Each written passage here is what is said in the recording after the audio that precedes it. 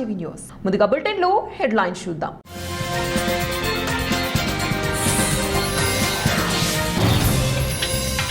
ఎన్ని కేసులు పెట్టినా భయపడం మాజీ ఎమ్మెల్యే చెవిరెడ్డి.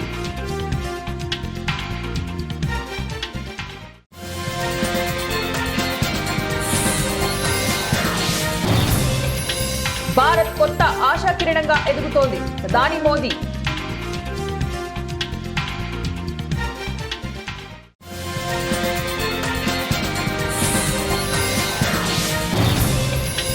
బహుళ ధ్రువ ప్రపంచం కోసం పాటుపడదాం బ్రిటన్ ప్రధాని స్టార్మర్కు పిలుపునిచ్చిన జిన్పింగ్.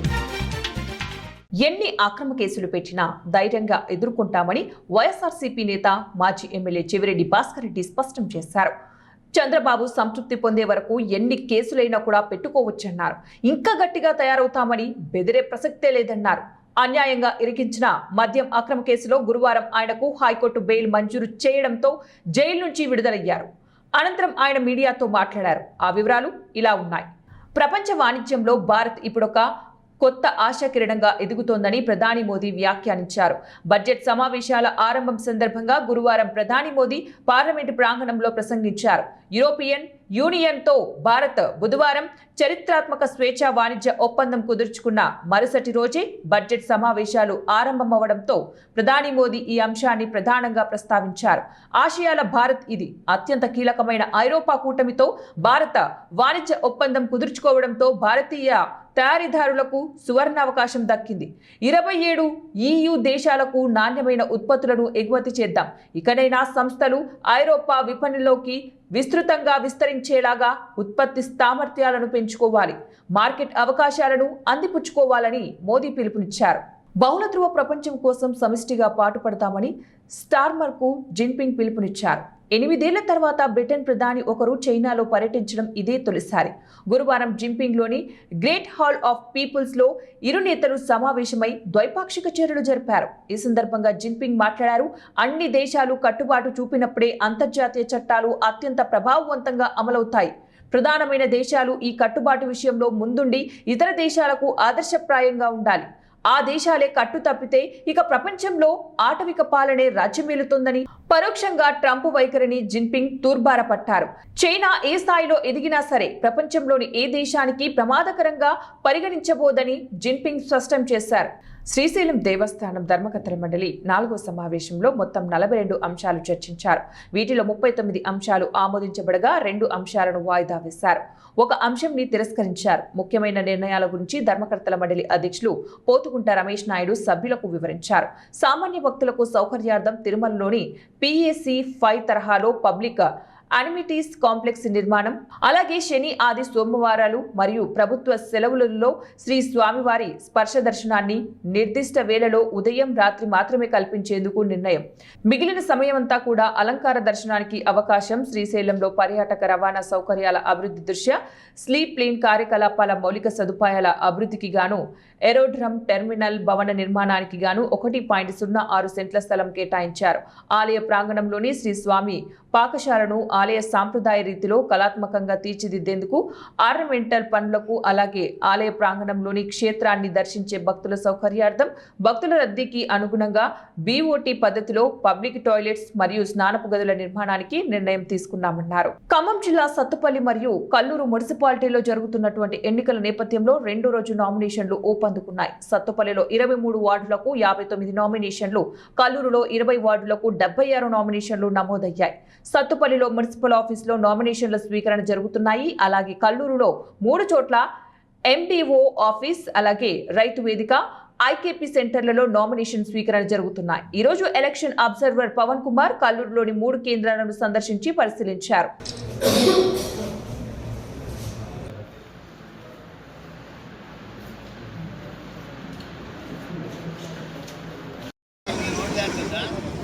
జై కాంగ్రెస్, జై కాంగ్రెస్, నాగమయ్య గారి నాయకత్వం, దయానంద్ గారి నాయకత్వం, రేవంత్ రెడ్డి గారి నాయకత్వం, జై కాంగ్రెస్.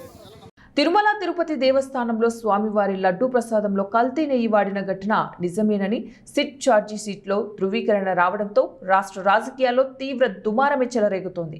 ఈ నేపథ్యంలో నూజివీడు నియోజకవర్గ ఎమ్మెల్యే మంత్రి కొలుసు పార్థసారథి ఆధ్వర్యంలో నూజివీడు పట్టణంలో మహాపాపం కల్తీ నిజం అనే నిరసన కార్యక్రమం నిర్వహించి బస్టాండ్ వద్ద నుంచి వెంకటేశ్వర స్వామి కోవెల వరకు ర్యాలీ చేస్తున్న మంత్రి కొలుసు పార్థసారథి వెంకటేశ్వర స్వామి కోవెలలో ప్రత్యేక పూజలు నిర్వహించి ఆలయ శుద్ధి కార్యక్రమంలో పాల్గొన్నారు. కార్యక్రమంలో మంత్రి కొలుసు పార్థసారథి మాట్లాడుతూ తిరుమల వంటి పవిత్ర పుణ్యక్షేత్రంలో స్వామివారి ప్రసాదంలో కల్తీ జరగడం అత్యంత దురదృష్టకరమని, ఇది మహాపాపానికి సమానమని వ్యాఖ్యానించారు. స్వామివారి లడ్డూ ప్రసాదం కోట్లాది మంది హిందూ భక్తుల విశ్వాసానికి ప్రతీక అని, అందులో కల్తీ జరగడం భక్తుల మనోభావాలను తీవ్రంగా దెబ్బతీసిందన్నారు. తిరుమల తిరుపతి దేవస్థానం లడ్డూల్లో కల్తీ జరగలేదని చెప్పగలరా అని చెప్పేసి ప్రశ్నిస్తా ఉన్నాం. భారతీయ సంస్కృతిలో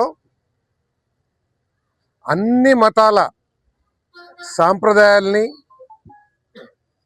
మనోభావాల్ని, భక్తుల మనోభావాల్ని గౌరవించటం భారతీయ సంస్కృతి. పరమతాన్ని గౌరవించటం కూడా భారతీయ సంస్కృతి. కానీ వైఎస్ఆర్ కాంగ్రెస్ పార్టీ ప్రభుత్వ సమయంలో హిందువుల మనోభావాల్ని,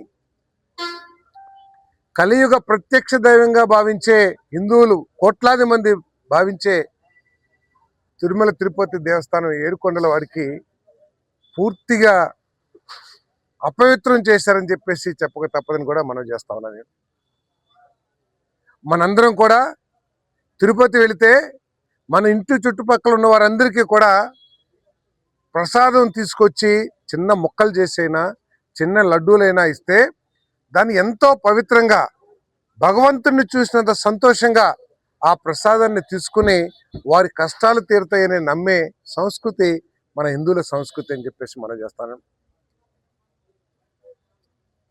తిరుపతి లడ్డు ఆ సువాసనకి ఆ భక్తి భావం పెరిగిపోతుందనేది కూడా మనందరికి కూడా తెలిసిన విషయమే. అటువంటి లడ్డూ తయారీలో హిందువుల మనోభావాల మీద గౌరవం లేని ఆనాటి ప్రభుత్వం కానివ్వండి, హిందూ సంస్కృతి సాంప్రదాయాల మీద, కలియుగ ప్రత్యక్ష దైవం ఏడుకొండల వాడి మీద నమ్మకం లేని కొంతమంది వ్యక్తుల మూలంగా, ఆ పార్టీ యొక్క భావజాలం మూలంగా కనీసం నెయ్యి లేకోకుండా కల్తీ నెయ్యి, పామాయిలు, కొంత జంతువులు కూడా వచ్చిందని చెప్పేసి నాకున్న సమాచారం. ఆ రిపోర్ట్ కూడా త్వరలో, అంటే రిపోర్ట్ రాలేదని మీరు అనుకోవద్దు, రిపోర్ట్ వచ్చేసింది. కాకపోతే అఫీషియల్ రిపోర్ట్ ఏదైతే కోర్టు ద్వారా సర్టిఫై చేసి ఇస్తారో ఆ కాపీ రాగానే పూర్తి ఇంకా వాస్తవాలు కూడా మీకు తెలియజేస్తాం. పామాయిల్ని కలిపి పూర్తిగా పామాయిల్తో పాలు లేకోకుండా, నెయ్యి లేకోకుండా ఆ లడ్డూలు తయారు చేశారంటే అసలు వీళ్ళకి, ఈ వైఎస్ఆర్ కాంగ్రెస్ పార్టీ వాళ్ళకి హిందూ మనోభావాల మీద గౌరవం ఉందా లేదా అని చెప్పేసి చెప్పాల్సిన అవసరం ఉందని చెప్పేసి మనం చేస్తాను. ఒకసారి ఈ నెయ్యి సేకరించే కార్యక్రమాలని పరిశీలించినట్లయితే 2019లో ప్యూర్ నెయ్యి కావాలి, కొంత ఎస్టాబ్లిష్డ్ కొన్ని ప్రమాణాలు పాటించే పరిశ్రమల నుంచి, నెయ్యి తయారీదారుల నుంచే మనం కొనాలి, అది ఎంత ధర అయినా పర్వాలేదు అని చెప్పేసి ఆ నిబంధనల్ని కఠినతరం చేసి ఆ రోజు తెలుగుదేశం పార్టీ ప్రభుత్వం నిర్ణయం తీసుకుంటే, అధికారంలోకి రాగానే వైఎస్ఆర్ కాంగ్రెస్ పార్టీ ఆ నిబంధనలన్నీ కూడా తొంగలో తొక్కి, వాళ్ళకేమీ ఎక్స్పీరియన్స్ అక్కర్లేదు. ఆనాడు తెలుగుదేశం ప్రభుత్వంలో కనీసం ఈ ఆవు నెయ్యి తయారీలో 3 సంవత్సరాల అనుభవం ఉన్న వాళ్ళకే మనం అవకాశం ఇవ్వాలి, నెయ్యి కొనుగోలు చేయాలని నిబంధన ఉంటే, అక్కర్లేదు, సంవత్సరం ఉన్నా చాలని చెప్పేసి ఆర్థిక పరిపుష్టి లేని వాళ్ళకు కూడా ఇవ్వచ్చు. అంటే ఆ రోజు 250-300 కోట్ల రూపాయలు టర్న్ ఓవర్ ఉన్న వాళ్ళకే, ఉన్న వాళ్ళ కంపెనీల నుంచే, పెద్ద కంపెనీల నుంచే ఈ నెయ్యి సేకరించాలి అని నిబంధన ఉంటే దాన్ని 100 కోట్లకో 150 కోట్లకో తగ్గించడం. సరే, తగ్గించిన తర్వాత ఆ తయారీదారుడికి ఉన్న వసతులు ఏమిటి, వనరులు ఏమిటి, ఆ తయారీ ఏ విధంగా చేస్తున్నారు, వాళ్ళు పాలు ఎక్కడి నుంచి తీసుకొస్తున్నారు? ఏ ఖమ్మం జిల్లా సత్తుపల్లి పట్టణంలోని జేవీఆర్ ఓసీ ఇంటర్నల్ పార్కింగ్ లో ఏర్పాటు చేసిన రెస్ట్ రూమ్ లో దుమ్ము ధూళి భోజనంలో కలుస్తున్నాయని, తినకుండా సర్వేర్ పార్కింగ్ లోని క్యాంటీన్ వద్దకు 4 కిలోమీటర్లు నడిచిన ఈపీ ఆపరేటర్లు తమకు క్యాంటీన్ లోనే భోజనాలు ఏర్పాటు చేయాలని ఆందోళన చేపట్టారు. లోగడ సర్ఫేస్ పార్కింగ్ పైనే ఉండటంతో ఆపరేటర్లు డంపర్లు వేసుకుని వచ్చి భోజనాలు చేస్తూ ఉండటంతో 4.5 కోట్ల రూపాయలు డీజిల్ ఖర్చవుతోందని భావించి ఇంటర్నల్ పార్కింగ్ ఏర్పాటు చేయించి కోల్డ్ యార్డ్ వే బ్రిడ్జ్ ని ఆపరేటర్ల కోసం రెస్ట్ హాల్ గా మార్చింది. ఇంటర్నల్ పార్కింగ్ వద్ద డంపర్లను ఉంచి 3 నెలల పాటు ఆపరేటర్లు బస్సులో మెస్ వద్దకు తీసుకుని వచ్చి భోజనం చేయించేవారు. అక్కడి నుంచి నడుచుకుంటా వస్తా ఉన్నా కూడా బీపీ షుగర్లు ఉన్న వాళ్ళు ఉన్నారు, అందరూ కూడా ఏజ్ 50 దాటి ఉన్న వాళ్ళు ఉన్నారు. అయినా కూడా ఇంత కూడా మేనేజ్మెంట్ చలనం లేకుండా ఒక వెహికల్ కూడా పంపకుండా 3.5 కిలోమీటర్లు ఎండలో, అది కూడా నిట్ట మధ్యాహ్నం అన్నం తినే టైంలో నడుచుకుంటా వస్తూ ఉన్నా కూడా మేనేజ్మెంట్ మొండి వైఖరిని నిరసిస్తూ ఇవాళ వాళ్ళు ప్రదర్శించారు. దానికి నిరసంగానే సెకండ్ హాఫ్ అక్కడి నుంచి నడుచుకుంటా వచ్చి ఆపరేటర్లు అందరూ కూడా క్యాంటీన్లో భోజనం చేసి సెకండ్ హాఫ్ ఏదైతే ఉత్పత్తి చేయాలో ఆ ఉత్పత్తి తీయకుండా ఇక్కడే ఆగడం జరిగింది. అదేవిధంగా సెకండ్ షిఫ్ట్ వాళ్ళు కూడా ఈపీ ఆపరేటర్లు అందరూ వచ్చారు. వచ్చినా కూడా మస్టర్ పడకుండా ఆ నిరసనకి మద్దతు తెలియజేస్తూ ఏదైతే లోపల భోజనం తినాలని మేనేజ్మెంట్ మొండిగా వ్యవహరిస్తూ ఉందో దానికి నిరసనగా ఈ రోజున ఫస్ట్ షిఫ్ట్ సెకండ్ షిఫ్ట్ వాళ్ళందరూ కూడా దానికి నిరసన తెలియజేయడం ఉంది. ఏదైనా మేనేజ్మెంట్ చేంజ్ చేయాలనుకుంటే సెక్షన్ 9A లెక్క ప్రకారం ఏదైతే రిజిస్టర్ ట్రేడ్ యూనియన్ ఉన్నాయో వాటి అందరికి కూడా తెలియజేస్తే కార్మికులు అందరూ కూడా తెలియజేస్తే కార్మికులు అందరూ మద్దతు తెలిపితే అప్పుడు ప్లేస్ కానీ టైమింగ్ కానీ మేనేజ్మెంట్ చేంజ్ చేయాలి. ఎలాంటి నోటీసులు ఇవ్వలేదు. ఏదైనా రూల్స్ ప్రకారం కూడా చేయకుండా ఈ రోజున ఏ యూనియన్ కూడా సంప్రదించకుండా మొండి వైఖరి అవలంబిస్తూ ఈ రోజున ఆపరేటర్లకి లోపల భోజనం చేయాలని చెప్పేసి ఒత్తిడి తీసుకొస్తా ఉంది. ఆ ఒత్తిడి ఎందుకు? నీకు గడిచిన 3 సంవత్సరాలు కూడా నీకు ఏదైతే కావాలో 12 మిలియన్లు 10 మిలియన్లు కావాలంటే 12 మిలియన్లు తీశారు, 12 మిలియన్లు కావాలంటే 14 మిలియన్ టన్నులు తీశారు. ఈ రోజున 14 మిలియన్ టన్నులు తీయాలంటే 16 మిలియన్ టన్నులు తీయడానికి కూడా కార్మికులు అందరూ కూడా రెడీగా ఉన్నారు, సిద్ధంగా ఉన్నారు. అట్లాంటి దాన్ని మంచిగా నడిచే మైండ్ని ఏదైతే ఉందంటే ఇలాంటి వృద్ధులను కూడా వాళ్ళు వృద్ధుల కింద వస్తారు. ఆయనకి బైపాస్ సర్జరీ అయింది. అసలు మేనేజర్కి ఉందా? అసలు మా ఇంజనీర్కి ఉందా? అసలు మన వాళ్ళు అక్కడ ఉన్నారు, ఏది తిన్నారా లేదా అన్నది ఉండాలా. వాళ్ళకి బండి కన్వీనెన్స్ ఏర్పాటు చేసి పైకి పంపించాలిగా. ఆ కార్మికుడికి ఆ బాధ్యత ఏంది? అసలు ఎలా ఉన్నాం, ఎక్కడున్నాం? కనీసం ఇప్పుడు ఇంతమంది ఆపరేటర్లు వాళ్ళ సమస్య చెప్పుకుంటాకి చూస్తున్నారు. కనీసం ఒక ఆఫీసర్ కూడా కనీసం ఏమయ్యా ఏంది అన్నారా మాట అడగలేదు ఇప్పుడు వరకు కూడా.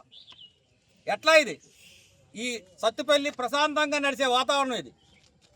సత్తుపల్లి చాలా ప్రశాంతం. జేవీఆర్ ఓసీలో ఎటువంటి స్ట్రైకులు కానీ ఎటువంటి ప్రొడక్షన్కి విఘాతం కలిగించేది ఎప్పుడు జరగలేదు.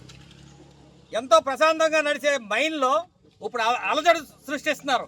మొన్న కూడా మేము హెచ్ఎంఎస్ యూనియన్ తరఫున నేను ఒక చిన్న విషయం ఏంటంటే అప్రెంటిస్ పిల్లలతో ఆ పని చేయించకూడదు అని చెప్పా.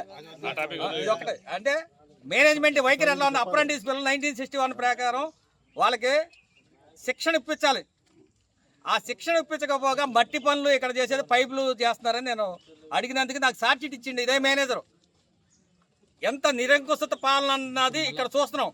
అంటే వాతావరణం చల్లగా ఉన్న అగ్నిసాక్షిగా ఒకటై 3 ముళ్ళు 7 అడుగులు బ్రతికి ఉన్నంత వరకు నీవింటే ఉంటాను అంటూ భూదేవి సాక్షిగా ఒకటైన హన్యా భార్య సీత, వీరిని ఆది దంపతులంటారు. అదే ఇప్పుడు ఓ మారుమూల గ్రామంలో జరిగిన రైతు లేవలేని పరిస్థితితో మూలకు పడ్డాడు.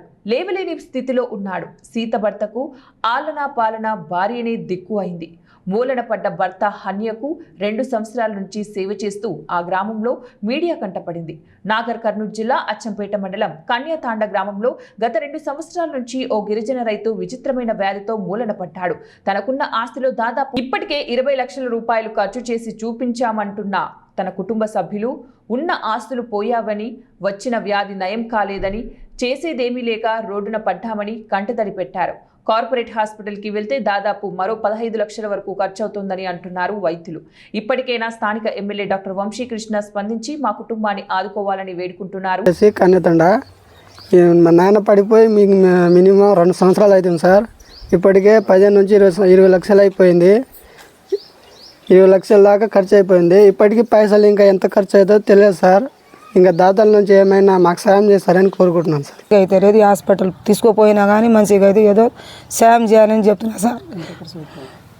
ఖర్చు 10-20 లక్షలు అయింది సార్. మొత్తం హాస్పిటల్కి పోయినా కానీ మంచిగా అయితే లేవు. నేను కోరుకుంటా అంటే సాయం చేయాలి సార్. బిధంలోకి సాయం చేయాలని కోరుకుంటున్నా సార్. అన్ని పైసలు అయితే అవుతుంది. హాస్పిటల్ కొండు కానీ హాస్పిటల్కి పట్టుకుంటారు అనేది 2 సంవత్సరాలుగా కింద పడిపోయి 2 సంవత్సరాలుగా కింద కూర్చున్నాడు మా డాడీ. 10-15 లక్షలు అయిపోయినాయి. ఓఎస్సి వెల్నెస్ హైదరాబాద్ మొత్తం తిప్పినాం.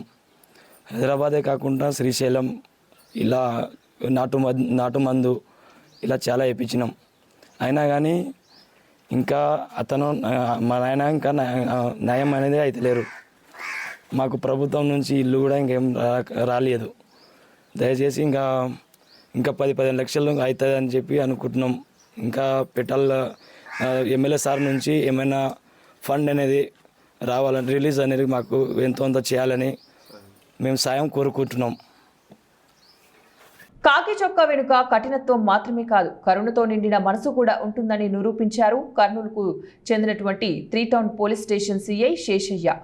విధి నిర్వహణలో నిరంతరం బిజీగా ఉంటూనే అనాథగా మిగిలిపోవాల్సిన ఒక పేద బ్రాహ్మణుని మృతదేహానికి అంత్యక్రియలు నిర్వహించి తన తండ్రి నేర్పిన సంస్కారాన్ని చాటుకున్నాడు.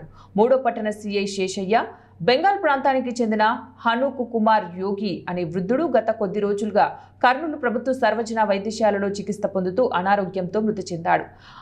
ఆయన మరణంతో భార్య, కుమారుడు అభిషేక్ యోగి తీవ్ర విషాదంలో మునిగిపోయారు. మృతదేహాన్ని తమ సొంత ప్రాంతమైన బెంగాల్కు తీసుకెళ్లేందుకు వారి వద్ద కనీసం ఆర్థిక స్తోమత లేదు. ఈ విషయాన్ని తెలుసుకున్న సిఐ శేషయ్య వెంటనే ఉన్నతాధికారుల దృష్టికి తీసుకుని వెళ్లాడు. డీఎస్పీ బాబు ప్రసాద్ సూచనల మేరకు ఆ కుటుంబానికి అండగా నిలవాలని నిర్ణయించుకున్నారు. తన తండ్రి నేర్పిన సామాజిక సేవా దృక్పథాన్ని గుర్తు చేసుకున్న సిఐ శేషయ్య స్వయంగా ముందుండి కర్నూలులోని జ్వాలాపురం శ్మశాన వాటికలో హిందూ సాంప్రదాయ పద్ధతిలో హనుక్ కుమార్ యోగి అంత్యక్రియలను పూర్తి చేయించారు. హనుక్ కుమార్ యోగి 72 సంవత్సరాలు కలిగిన వ్యక్తి. అతను మన కర్నూలు ప్రభుత్వ ఆసుపత్రిలో మల్టిపుల్ ఆర్గాన్ ఫెయిల్యూర్ కారణంగా చికిత్స తీసుకుంటూ చనిపోవడం జరిగింది. ఆ విషయమై అతని భార్య, అతని కుమారుడు అభిషేక్ యోగి ఇద్దరు వాళ్ళు పోలీస్ స్టేషన్ దగ్గరికి రావడం జరిగింది. ఈ విధంగా వాళ్ళ యొక్క పూర్ ఫైనాన్షియల్ స్టేటస్ వల్ల మేము డెడ్ బాడీని బెంగాల్కి తీసుకెళ్ళలేము, అలాగే ఇక్కడ దహనక్రియలు జరుపుకోవడానికి మాకు ఎలాంటి ప్రొసీజర్ తెలియదు, మా దగ్గర డబ్బులు కూడా లేవు అని చెప్పేసి వాళ్ళు పోలీస్ స్టేషన్కి వచ్చి బాధపడడం జరిగింది. దానికి వెంటనే మేము మా వంతుగా స్పందించి మన గౌరవ డిఎస్పీ గారు బాబు ప్రసాద్ సార్ యొక్క సూచనల మేరకు వెంటనే కర్నూలు ప్రభుత్వ ఆసుపత్రికి వెళ్ళి అక్కడ ఫార్మాలిటీస్ అన్నీ కంప్లీట్ చేసి ఆ తర్వాత మన కర్నూలులో ఉన్నటువంటి సద్గురుదత్త కృపాలయం సెక్రటరీ శ్రీధర్ గుప్తా గారిని ఫోన్ ద్వారా సంప్రదిస్తే ఆయన వెంటనే స్పందించి ఇక్కడ మనకు ఈ జమ్మి చెట్టు దగ్గర ఈ సద్గురు దత్త కృపాలయం యొక్క ఆవరణంలో ఈ శ్మశానం దగ్గర మనకు ఈ దహనక్రియలకు కావాల్సిన పూర్తి ఏర్పాట్లు మనకు చేయడం జరిగింది. ఈ సందర్భంగా ఈ సద్గురుదత్త కృపాలయం యొక్క ఫౌండరు చంద్రశేఖర్ రెడ్డి గురూజీ గారికి నా యొక్క నమస్కారాలు తెలియజేసుకుంటున్నాను. ఆయన ఇలాంటి మంచి సేవా కార్యక్రమాలు ఇలా ఎల్లప్పుడూ కొనసాగుతూ ఉండాలని చెప్పి కూడా దేవుని మనస్ఫూర్తిగా కోరుకుంటున్నాను. ఈ పేద బ్రాహ్మణుడైనటువంటి హనుక్ కుమార్ యోగి గారి అంత్యక్రియలు మా చేతుల ద్వారా జరగడం ఎప్పుడో దేవుడు ఏదో ఒక రుణానుబంధం పెట్టాడని అనుకుంటున్నాము. వాళ్ళ కుటుంబం బాగుండాలని కోరుకుంటున్నాను. Thank you. ఎప్పుడు ఈ పోలీస్ డ్యూటీలో మీరు బిజీగా ఉంటారు కదా, ఇలాంటి సోషల్ యాక్టివిటీస్లో పాల్గొనడానికి మీరు ఎలా ఫీల్ అవుతుంది? అంటే సోషల్ సర్వీస్ యాక్టివిటీస్లో అనేది మన కాలేజ్ డేస్ నుంచి కూడా సోషల్ సర్వీస్ యాక్టివిటీస్లో పాల్గొనడం అనేది ఒక అలవాటు. కాలేజ్ డేస్ నుంచి అదే అలవాటు ఉంది. అలాగే పోలీస్లో ఎస్ఐగా జాయిన్ అయినప్పటి నుంచి కూడా. బులెటిన్ ముగించే ముందు మరోసారి హెడ్లైన్స్.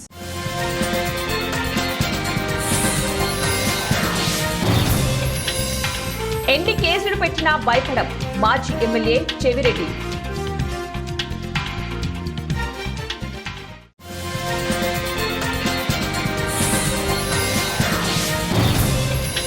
భారత్ కొత్త ఆశాకిరణంగా ఎదుగుతోంది ప్రధాని మోదీ.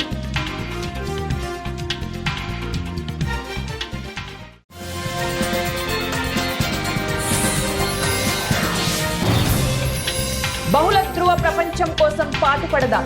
బ్రిటన్ ప్రధాని స్టార్మర్కు పిలుపునిచ్చిన జిన్పింగ్. ఇవి ఇప్పటి బులెటిన్ డీటెయిల్స్. నెక్స్ట్ బులెటిన్లో మళ్ళీ కలుద్దాం. Until then keep watching 1TV news.